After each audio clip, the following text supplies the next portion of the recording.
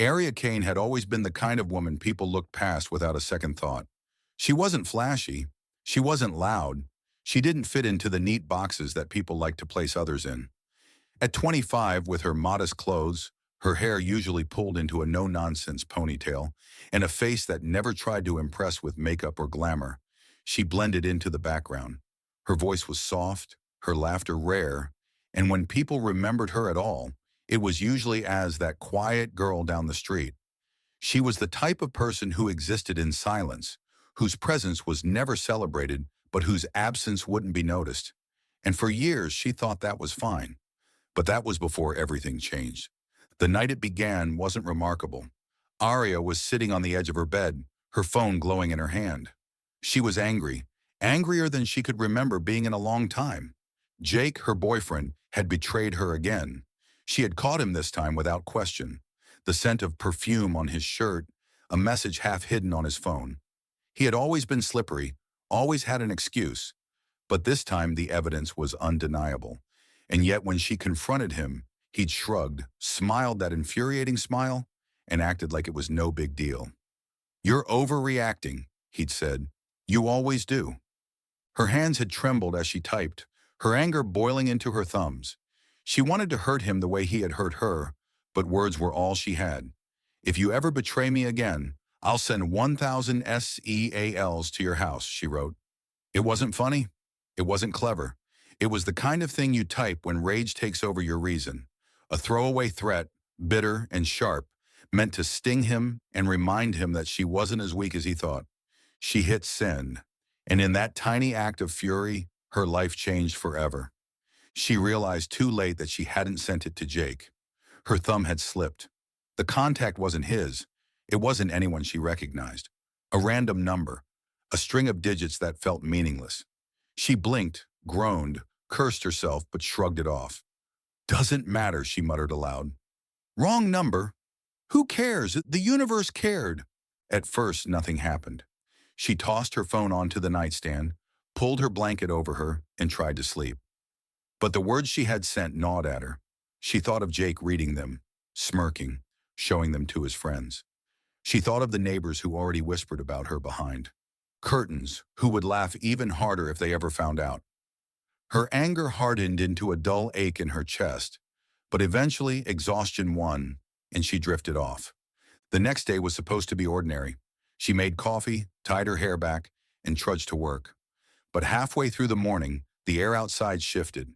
She didn't notice it at first, too lost in her thoughts until the windows rattled. At first, she thought it was construction. Then the ground itself seemed to vibrate, and a low, rolling thunder filled the air. Her co-workers pressed their faces to the glass. "What the hell is that?" Derek muttered. Engines, dozens of them. Armored SUVs, heavy trucks, helicopters slicing the sky above.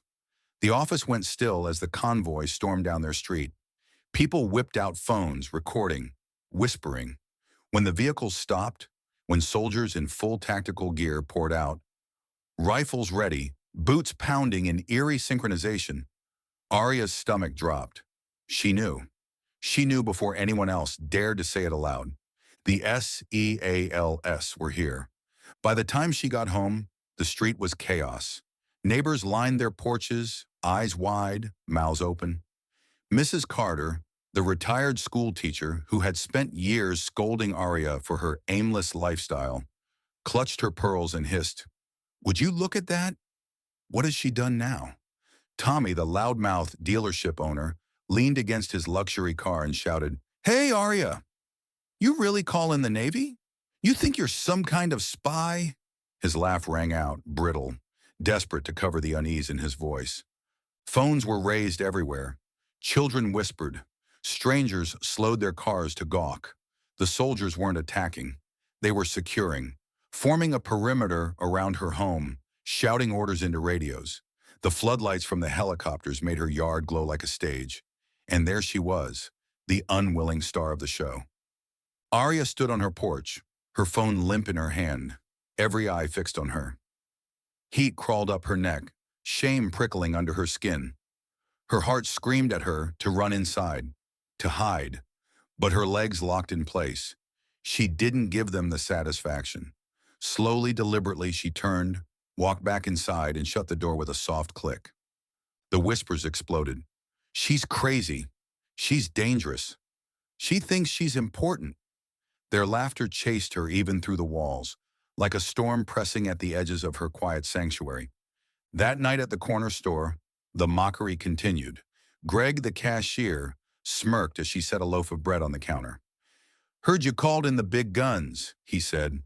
"What's next? Drones for parking tickets?" Two customers behind her chuckled. Arya's gaze flicked to the TV behind him, footage of military drills, explosions lighting up the night sky. For a heartbeat, she imagined her quiet life swallowed by the chaos on that screen. She met Greg's eyes, her voice flat. "Keep the change," she said, and walked out. At work, it was worse. Jenna cornered her in the break room, nails tapping on her phone as she pulled up a screenshot. "You think you're some kind of secret agent?" she asked, grinning like a shark. "Sending SEALs after your boyfriend? God, Arya, you're insane." The others laughed. Derek chimed in. "Better watch your staplers, boys. She might sick the Marines on us next." The laughter rolled, cruel and easy. Arya poured her coffee in silence. Her hands didn't shake. When Jenna leaned closer, smirk widening, Arya finally spoke. "Funny," she said. "Just that." The word was soft, but it cut through the noise. The room quieted for a beat.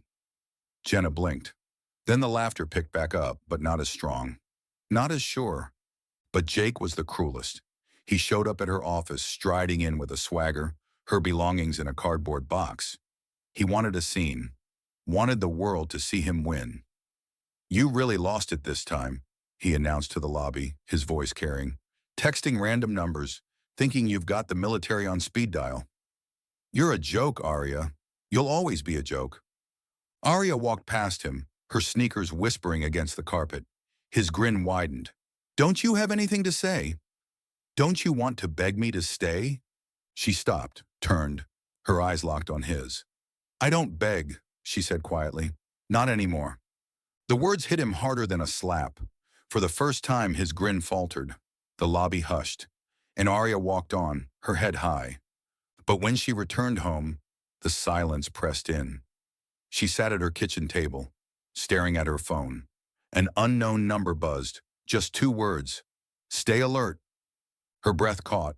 She looked out the window. A black SUV idled across the street, its engine off, its windows opaque. Watching. Waiting.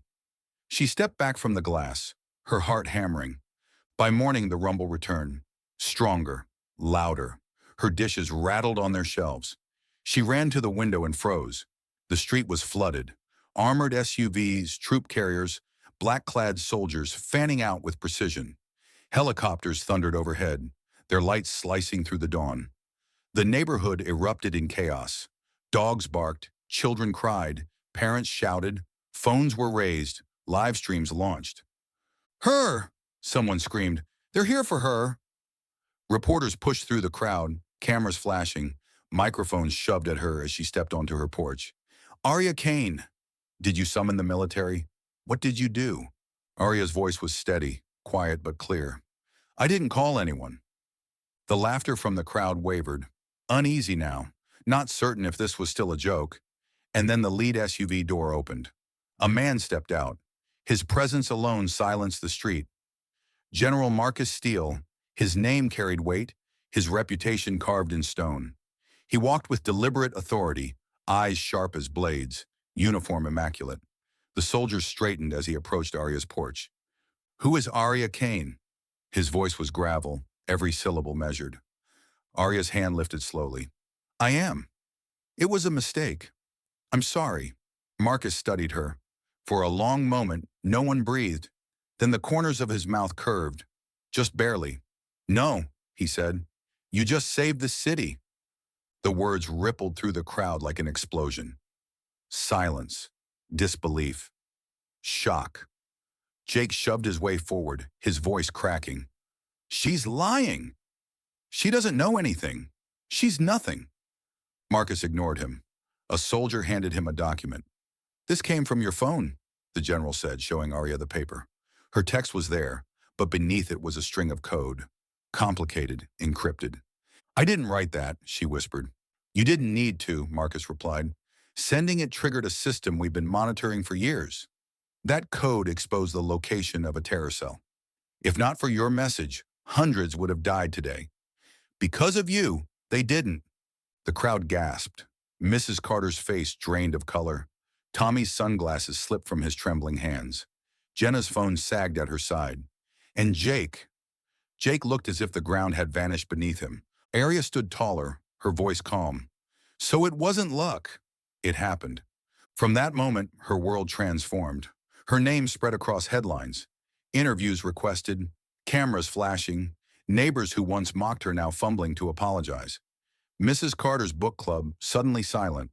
Tommy's dealership swamped with bad reviews after a video of his mockery leaked. Jenna's promotion rescinded when her boss saw how she had bullied Arya. And Jake vanished into the shadows, too ashamed to face the world that now saw him for what he was. But Arya never gloated. She never rubbed it in. She carried herself as she always had. Quiet, steady, unflinching. Only now silence worked in her favor. When General Steele held a press conference, Arya stood beside him. Cameras flashed, voices shouted, the world finally noticing the woman they had all dismissed. From today forward, Marcus declared, Arya Kane will serve as special civilian advisor to our operations. And yes, she will be protected. The applause thundered. Her neighbors stared, mouths open, eyes wide, unable to reconcile the woman they had scorned with the one the world now celebrated. As the SUV door closed behind her that night, Arya looked once more at her street. On her porch, a small bouquet of flowers rested. A quiet apology, anonymous but sincere. She didn't smile, didn't wave. She simply leaned back, her fingers brushing the photograph she kept hidden in her bag. A reminder of the girl she once was, the girl nobody noticed. Arya Kane had been mocked, dismissed, underestimated, but when the truth came, it didn't just silence her doubters. It made them regret ever doubting her at all.